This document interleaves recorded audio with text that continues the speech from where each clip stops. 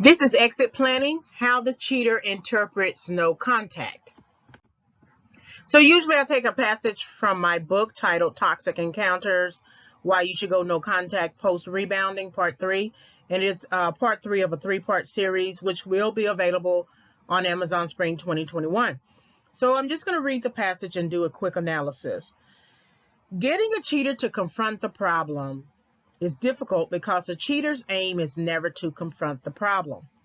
A cheater's aim is always to avoid the consequence embedded within the problem. There is a consequence for every action, whether that consequence is negative or positive.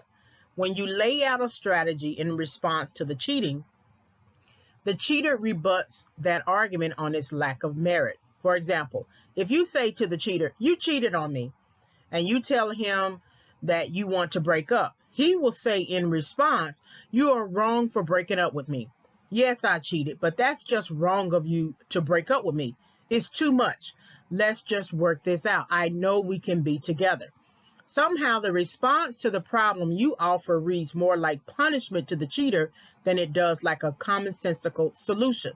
So that's very interesting, that last sentence, that it reads more like a punishment. So if a cheater in his 20s, 30s, 40s, 50s, 60s, 70s, if they're cheating and your response feels like a punishment, then it goes all the way back to their childhood where they were being punished for something and could have been cheating. And they said, they yelled at their mom or dad, "Why are you doing this to me?" And instead of following through with the disciplining of that child for their error, they stopped the process. I have a sort of maybe related example. So for instance, when I was young, my life was very I had a very strict mother. I grew up in a strict Christian home, and I had a very strict mother, and my life was sort of toxic, but it was just hard. She was always on me, just always on me. And back then, our parents spanked us, used belts and things like that.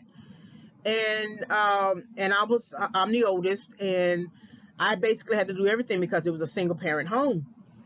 And one day she said she was going to whoop me, spank me or whatever.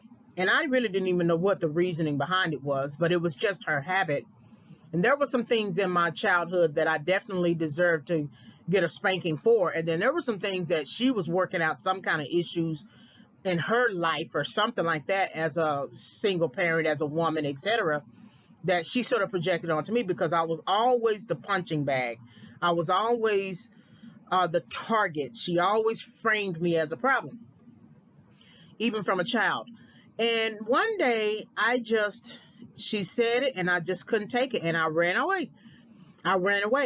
Now, I didn't run away too far because I had an aunt who lived in the same apartment complex, but way down to the back of the complex.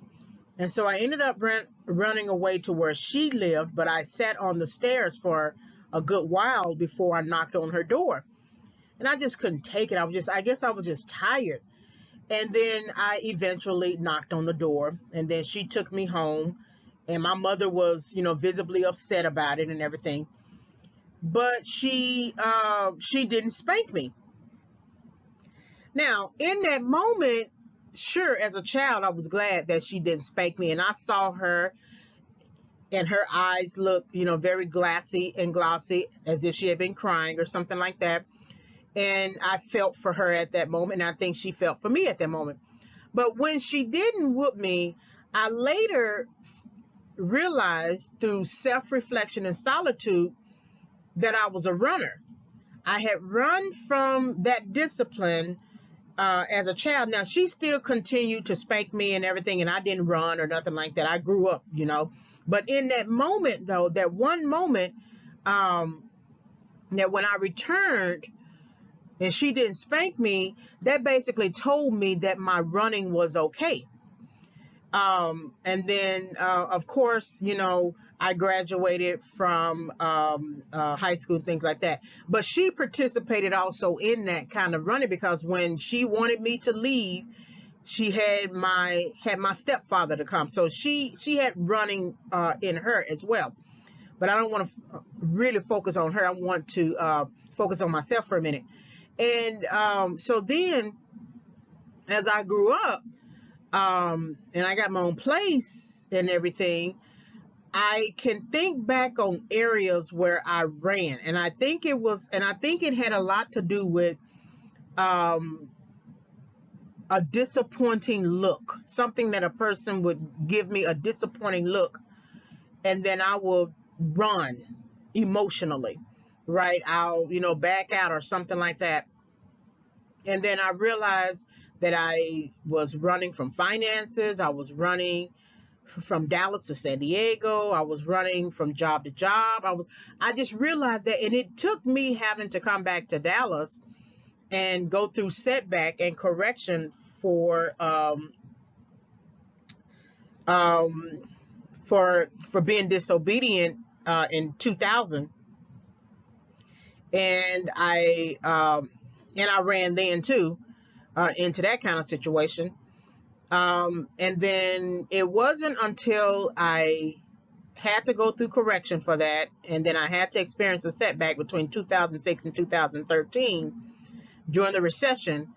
And then after that, post-recession, 2013 till about 2020 was when stuff started to just kind of come together, like puzzle pieces all of a sudden coming together in the air, as if they were trying to form a visual for me without me, putting it together, right? My mind was putting it together, but my hands were not putting it together. And I realized that I was a runner. And it also helped me to see too, when I was in a shelter, people who shelter hopped and they didn't plan for their transition, that they were runners. And so the running really helped me to understand sort of why we oftentimes get out of order, why we get out of place, why we don't see things all the way through. We run from them. And that is actually a form of cheating. If you have somebody cheating, they're running from something. Maybe they don't want the relationship to develop fully. Maybe they want the option to always be able to step in and out of the relationship. But maybe the running is essentially, in this regard, not staying somewhere, or the running could be starting something but not having the faith or the courage to endure it to completion. That the end of the marriage is really to death do us part. That someone will die out of the marriage. You could both die at the same time, but someone is going to die out of the marriage. That's actually accomplishment. That's actually, success, that you stayed with that marriage all the way to death do you part. But when we cheat or run and we are corrected, we don't like that punishment. We think it's unfair. We think, how is it that you are telling me that I'm wrong?